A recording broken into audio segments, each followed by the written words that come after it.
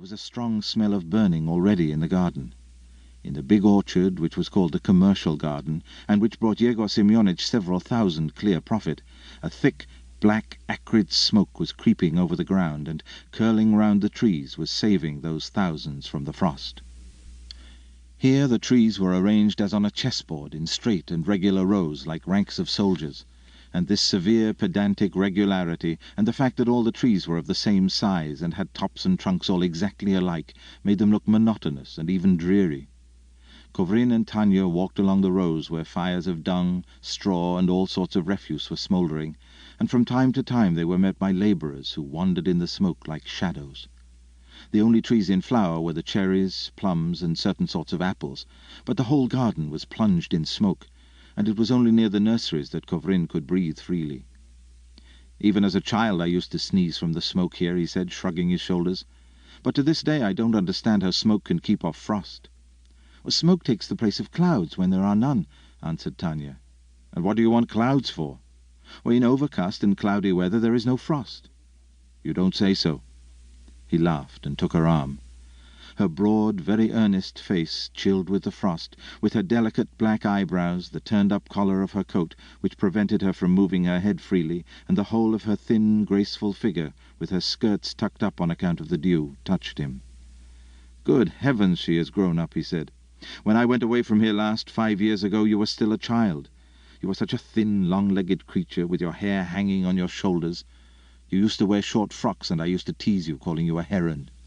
What time does." "Yes, 5 years," sighed Tanya. "Much water has flowed since then.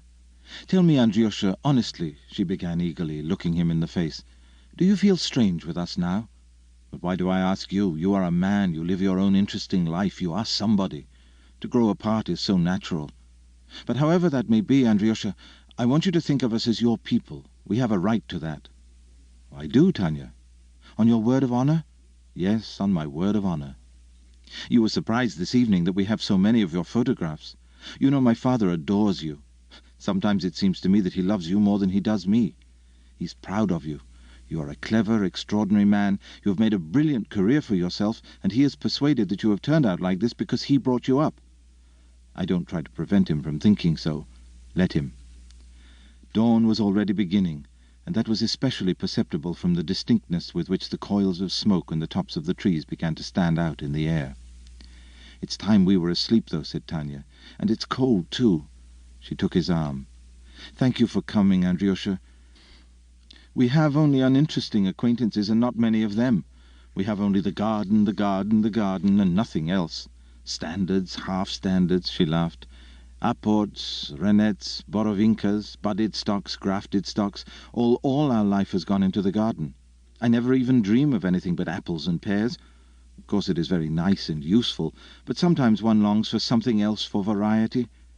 I remember that when you used to come to us for the summer holidays, or simply a visit, it always seemed to be fresher and brighter in the house, as though the covers had been taken off the lustres and the furniture.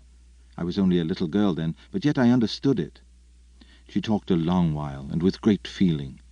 For some reason the idea came into his head that in the course of the summer he might grow fond of this little, weak, talkative creature, might be carried away and fall in love.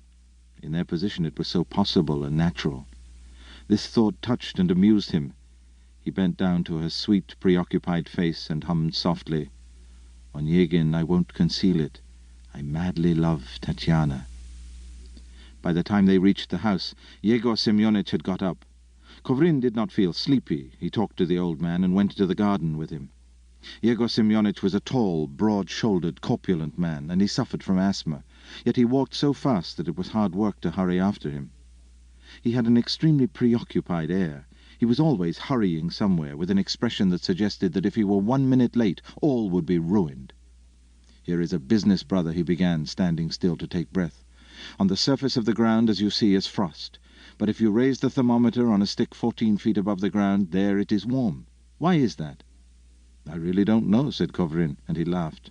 One can't know everything, of course. However large the intellect may be, you can't find room for everything in it. I suppose you still go in chiefly for philosophy?" "Yes, I lecture in psychology. I'm working at philosophy in general." "And it does not bore you?" "On the contrary, it's all I live for."